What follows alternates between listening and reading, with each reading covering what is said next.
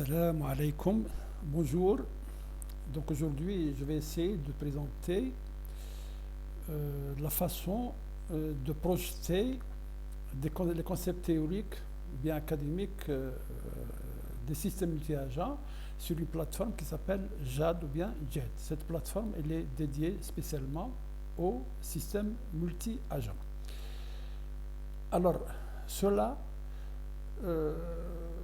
présente beaucoup de difficultés parce que c'est difficile d'être fidèle à des concepts théoriques sur machine et on verra jusqu'à quel point JAD elle est fidèle au concept théorique, c'est-à-dire à la représentation des concepts théoriques. Alors, on va essayer de commencer et au début, on va parler un petit peu des plateformes qui sont dédiées à ce domaine. Alors au début, il faut dire que il y a beaucoup de plateformes qui sont dédiées au développement des systèmes multi-agents, mais la plupart d'entre elles sont restées au niveau des laboratoires. Il y a une ou deux qui ont émergé,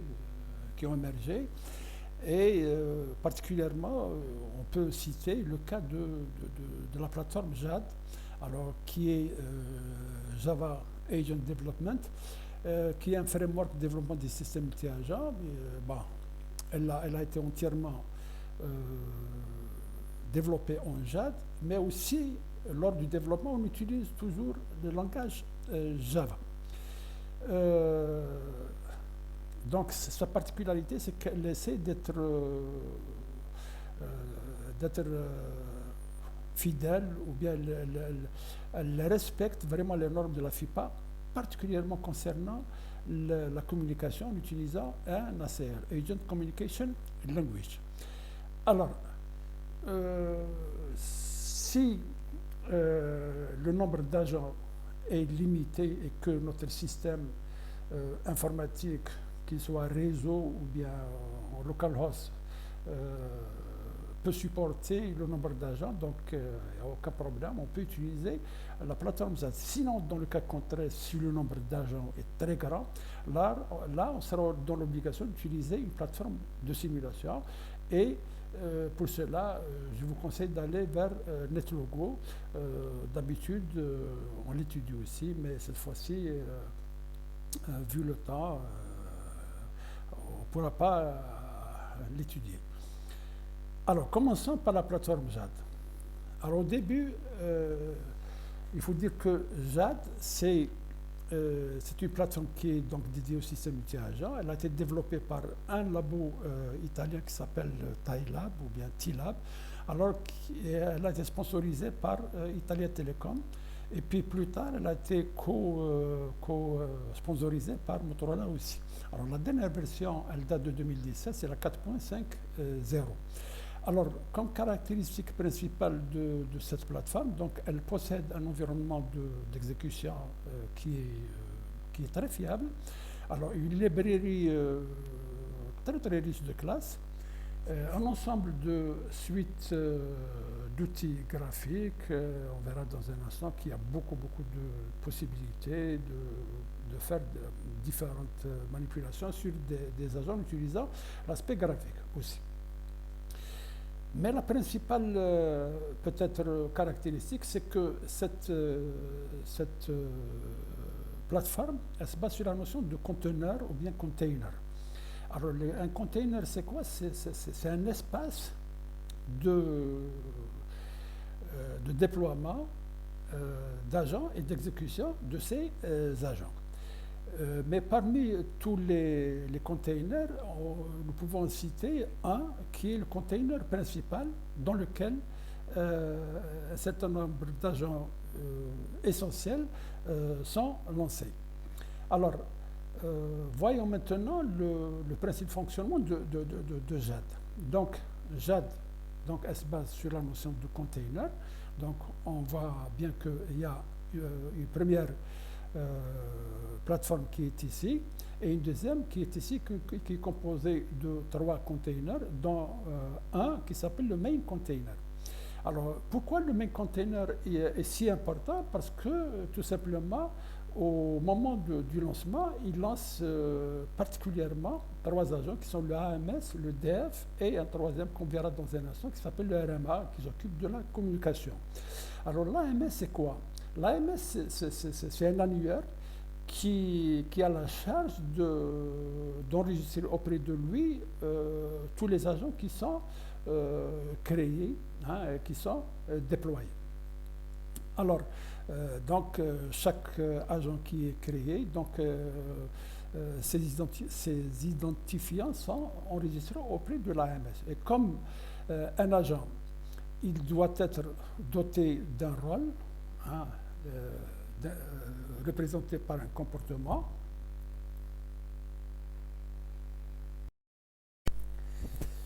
Donc, par conséquent, donc le DEF va enregistrer l'ensemble des services qui sont fournis par,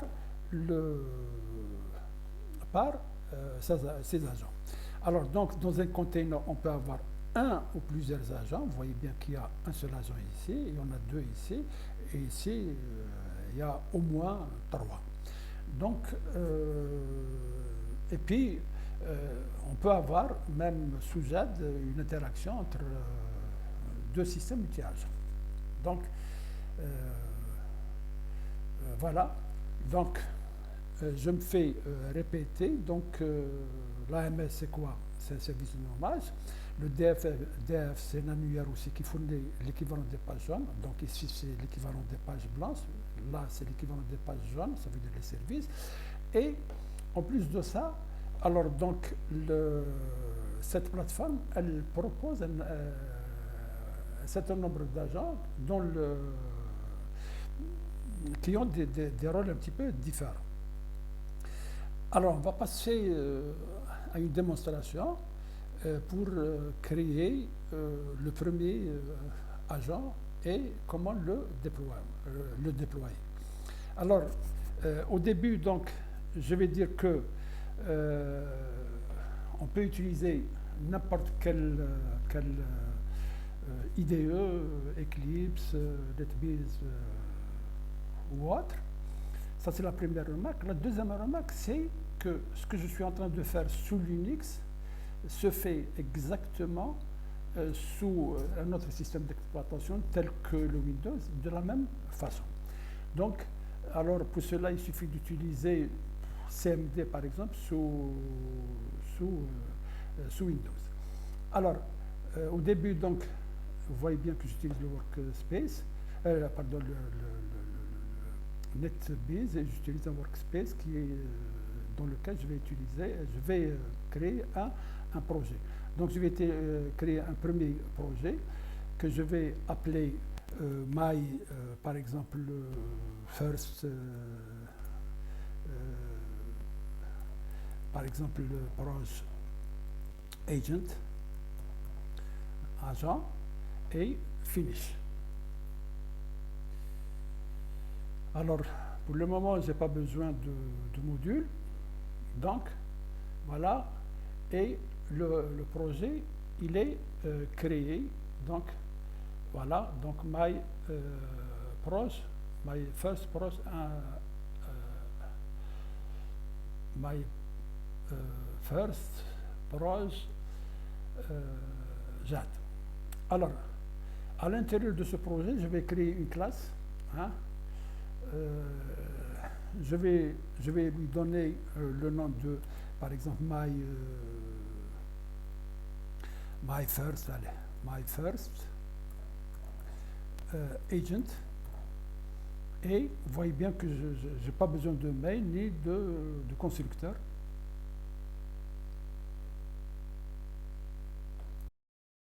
Est créé. Donc, voilà. C'est simple. Alors, Jade, qu'est-ce qu'elle fait? Elle nous propose un package de classes, hein, et par conséquent de méthodes. Mais l'une de ces classes s'appelle Agent. Alors, cette classe Agent, c'est une classe que je vais utiliser lors de mon développement ici. Ça veut dire que my first agent va hériter de l'agent toutes les propriétés de l'agent concernant la création, le comportement d'un agent, etc., etc. Donc, mais au début, il faut dire que, alors on remarque bien que c'est pas reconnu. Alors, pour faire reconnaître agent à ce projet, donc, pardon, alors qu'est-ce qu'il faut faire? Donc, je viens ici et je dis, hein, je vais créer le class path, ou bien je vais indiquer le class path du package principal qui est proposé par TLab, qui est jad.jar. Donc, je vais dire au projet que class path, ça sera dans, ici, dans /hafiz, /jad, /lib, et vous allez retrouver jad.jar. Alors, à partir de ce moment, donc, j'applique et je sors. Alors maintenant, vous voyez bien que la classe agent, elle est reconnue et on peut utiliser toutes les propriétés de la classe agent. Alors, mais au démarrage, il y a une méthode qui est la principale peut-être, alors qu'on doit lancer au début. Cette méthode s'appelle setup. Alors, que fait cette méthode? Elle permet d'initialiser l'agent et de lancer à partir de ce setup l'ensemble des traitements. Alors, donc au début, donc, je vais juste afficher l'équivalent, j'ai dit, d'un Hello World. Donc, je vais dire que je suis l'agent et je lui donne le nom de l'agent que je vais créer. Alors, plus, alors, this, alors, get, par exemple, get name. Alors, voilà, get name, je vais enlever le CT. Alors, c'est bon. Alors maintenant, je vais créer le numéro de la version et à partir de là, donc, on peut lancer mon premier programme JAD. Alors, pour le créer, il y a deux façons. Bon, la première, c'est que si je suis à l'intérieur d'un IDE, donc je peux le faire fonctionner de l'intérieur de cette IDE. Mais sinon, à terme, ça veut dire une fois que le développement est terminé, donc je dois sortir de cette IDE et de lancer les différentes commandes afin de gérer ça.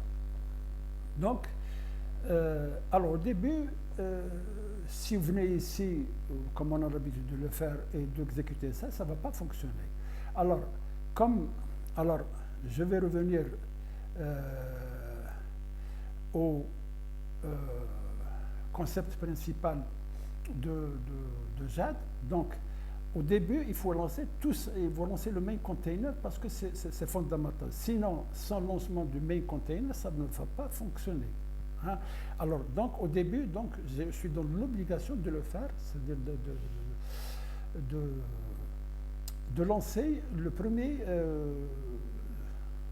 main container. Alors, comment le faire? Donc, à l'intérieur d'un IDE, par exemple sur Eclipse, c'est relativement facile. Donc, il suffit d'aller dans Run Configurations et je viens là et je vais créer une nouvelle configuration et je vais lui donner un nom.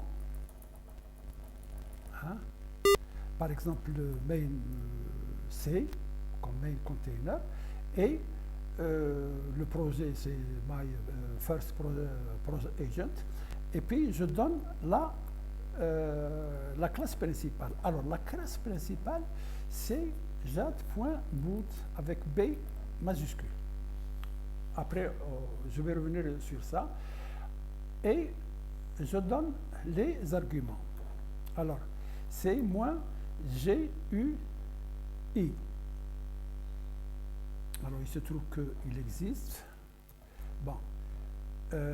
Voilà, je vais l'appeler mainCC, parce que mainC, il existe déjà. Donc, et voilà, donc, qu'est-ce qu'il y a? Alors, il faut spécifier le nom du projet, le nom de la classe principale, et puis les arguments appliqués et exécutés. Alors, donc, vous aurez dans un instant une interface graphique qui est lancée. Ça sera l'interface graphique du main container, particulièrement de Jade. Alors, elle arrive. Donc, voilà. Donc, le main container qui est lancé. Hein.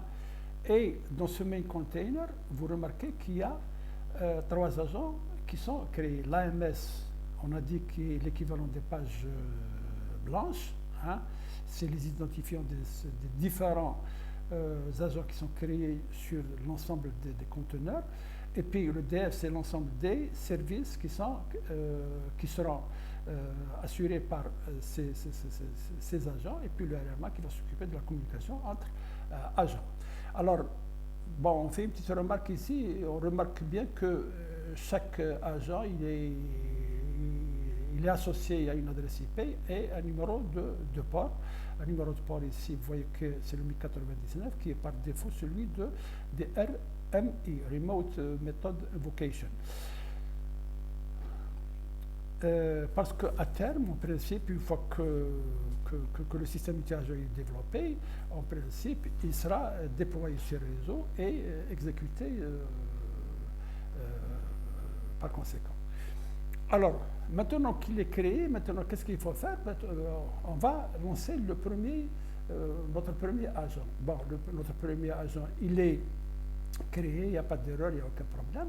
Donc, je vais de la même façon, alors, créer une nouvelle configuration et je vais lui donner un nom. Par exemple, agent 1, par exemple. Agent 1, il existe. Bon,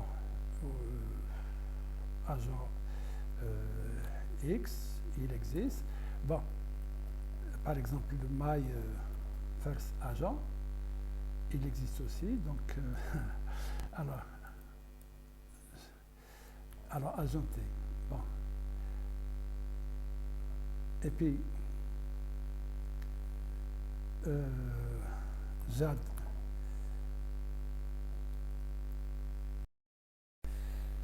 La classe principale, qui est Jade.boot. Et puis, maintenant, il faut spécifier les arguments. Les arguments, je vais lancer alors cet agent dans un container. Et je vais créer un agent alors, auquel je vais donner un nom, par exemple Amin. Et alors là, à ce niveau, il faut faire la différence surtout entre le nom de la classe, hein, ici, qui est le moule, et l'agent, hein, c'est comme à peu près l'instance et la classe dans la PO. Alors, Amin qui est le nom de l'agent. Et puis, maintenant, si j'avais créé my first agent dans un package, je serais obligé d'écrire le nom du package, point, le nom de la classe. Dans mon cas, je n'ai pas fait comme ça, donc je peux directement faire my first agent. Voilà, appeler et run. Alors, on voit bien que voilà, il répond, je suis l'agent Amin at l'adresse IP et il spécifie le numéro de port. Voilà. Donc, ça c'est l'équivalent de Hello World. Hein. Alors, si on vient maintenant à l'aspect graphique, on verra que regardez que cet agent qui est un mine, il est déployé sur le... Parce que je travaille en localhost, donc mon adresse IP c'est la 192.168.1.113, donc il est déployé sur cette... voilà. Donc, qu'est-ce qu'il faut faire maintenant? Alors maintenant, il y a d'autres méthodes qui seront associées à l'agent agent, hein, agent, alors qui ont différents rôles. Alors, une des méthodes alors, qui est importante, ça s'appelle takedown. Alors, elle permet de spécifier le comportement à faire de cet agent lors d'une fin de vie, ça veut dire lors d'un kill par exemple. Alors, pour le moment, je vais écrire juste un message quand il est tué hein, ou bien quand il sera tué. Donc, je vais écrire juste c'est fini et adieu. Voilà, adieu. Et voilà, qu'est-ce qui va se passer? Donc, lors de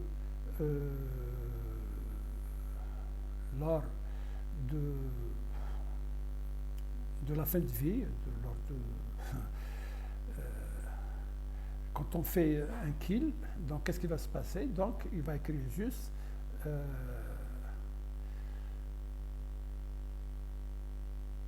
alors là, il y a erreur. Bien sûr, il faut tout d'abord tuer voilà, le tuer et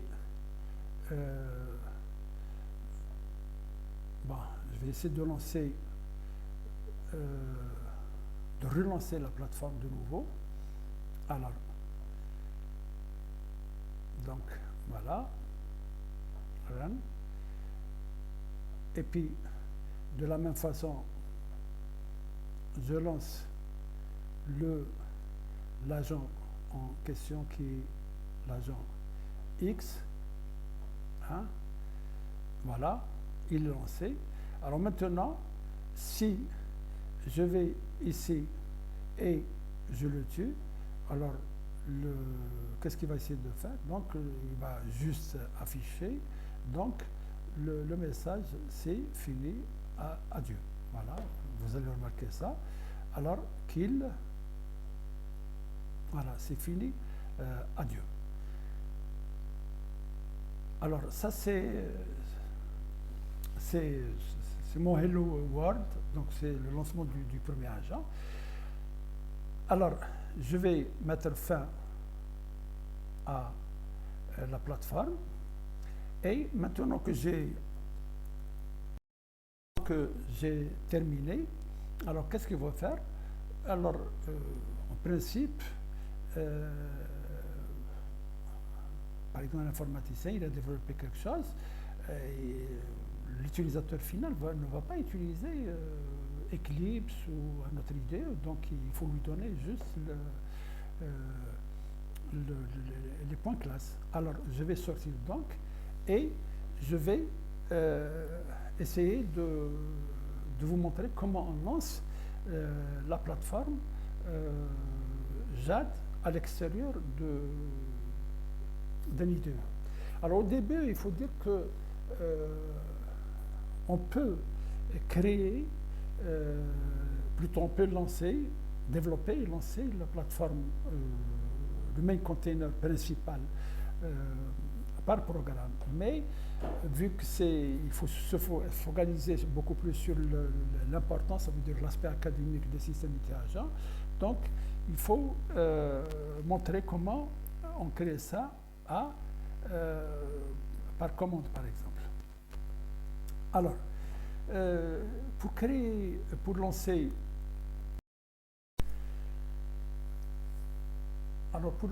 donc le main container, donc en principe, qu'est-ce qu'il faut faire? Donc il faut lancer la commande Java, et puis il faut donner le nom du path. Là, on a mis le jad.jar. Alors, par exemple, là, et jad, par exemple, lib, et voilà, jad.jar. Il suffit de faire ça, et on fait la même chose comme on venait de faire dans NetBeans. Alors, il suffit de faire donc -GUI, et la plateforme est lancée. D'accord? Mais comme moi, j'avais déjà fait ça, alors qu'est-ce qu'il faut faire? Alors, il suffit de faire, donc mon ClassPath, je vais vous dire que je l'ai déjà spécifié, explicité dans mon fichier de démarrage qui s'appelle bash rc. Hein? C'est l'équivalent des variables d'environnement sous Windows. Alors vous remarquez bien que le ClassPath, il est défini ici. Donc voilà. Donc mon système reconnaît forcément le path d'une façon automatique. Voilà, il suffit de faire ClassPath. On peut le faire comme ça, on peut le faire aussi par commande, mais si on le fait par commande à l'extérieur du point bash rc, donc une fois un shutdown est fait, donc lors de la remise, donc on sera obligé de répéter la commande.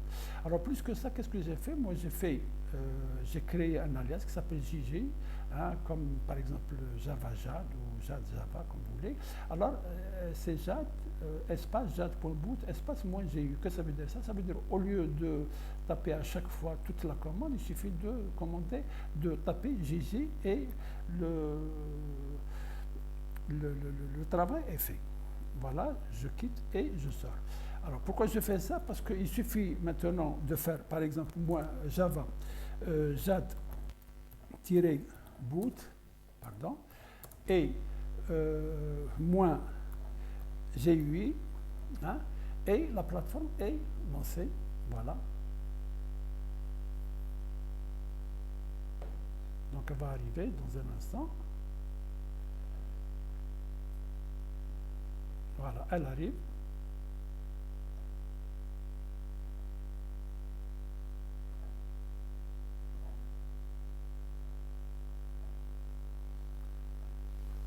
Voilà. Donc maintenant, qu'est-ce qu'il faut faire pour pour lancer plutôt mon premier agent? Donc, alors c'est aussi simple. Hein? Alors, il y a différentes façons, mais la meilleure façon, c'est de compiler et de lancer ça. Alors, comme je sais que mes programmes que je viens de développer se trouvent dans Workspace, hein, le Workspace d'Eclipse, donc je vais à mon projet, comment je l'ai appelé, donc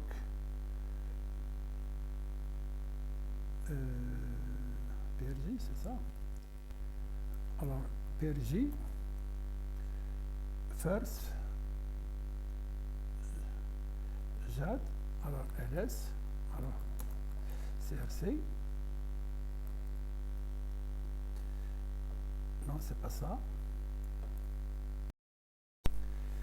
Donc, je vais de nouveau aller à Workspace et je vais voir l'ensemble des projets. Donc, je crois, first, oui, my 1, proche, hein, voilà, JAD, et CRC, et je vais en principe retrouver my first agent. Alors, je vais vérifier, hein.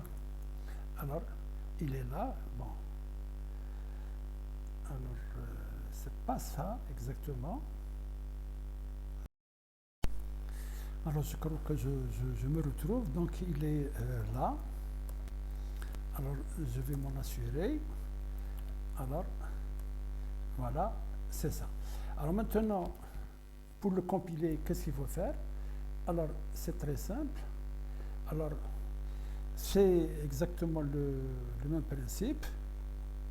C'est exactement le même principe. Qu'est-ce qu'il faut faire? Il faut faire Java C, moins en principe classe path, et vous donnez aussi l'ensemble des codes à compiler. Alors, dans mon cas, comme mon class path il est reconnu au démarrage, donc il suffit de faire donc de lancer plutôt.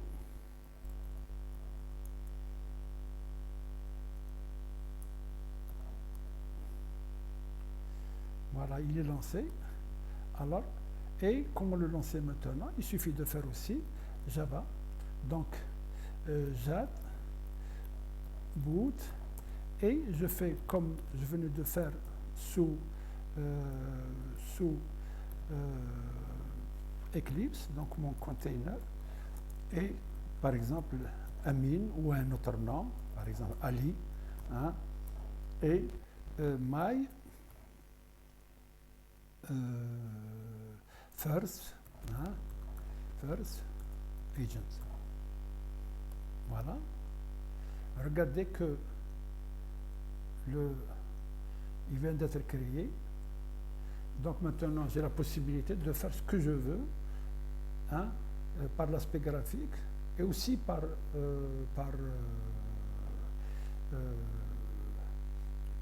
programme. Hein.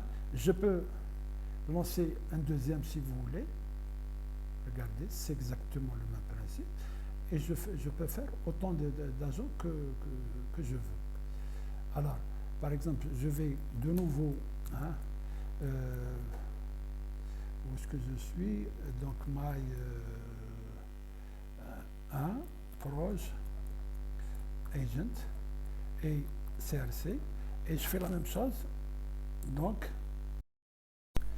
alors je fais la même chose, donc Java, JAD,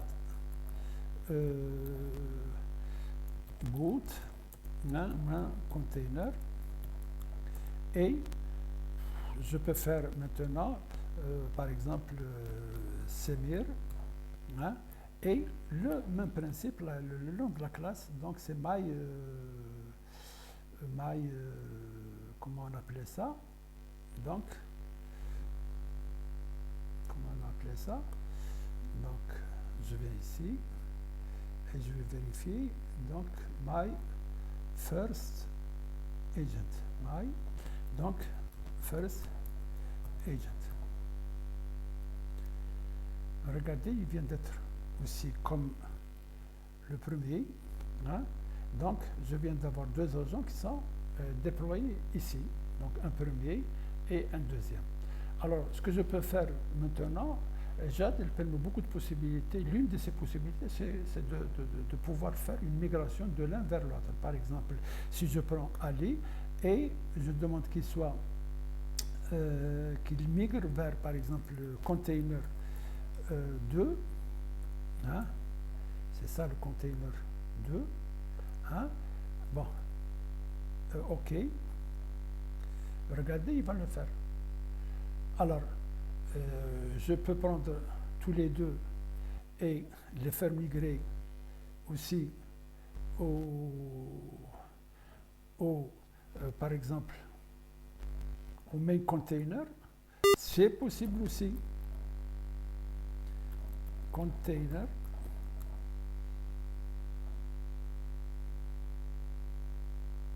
Voilà, les deux.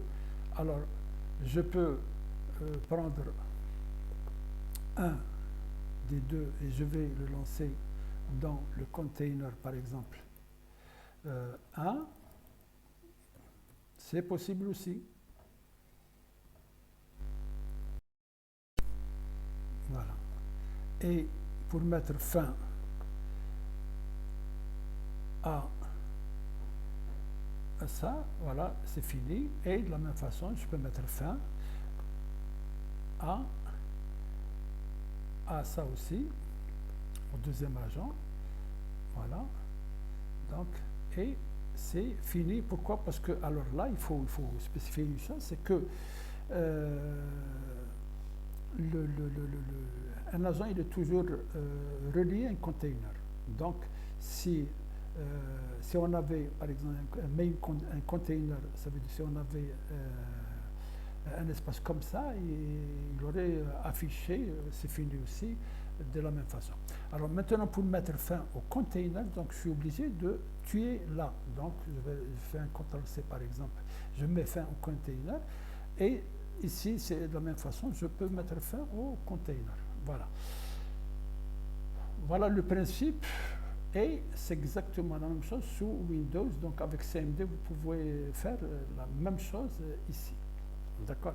Donc voilà, je termine cette vidéo. Alors la prochaine vidéo, elle sera dédiée au comportement des agents. Alors merci et à la prochaine.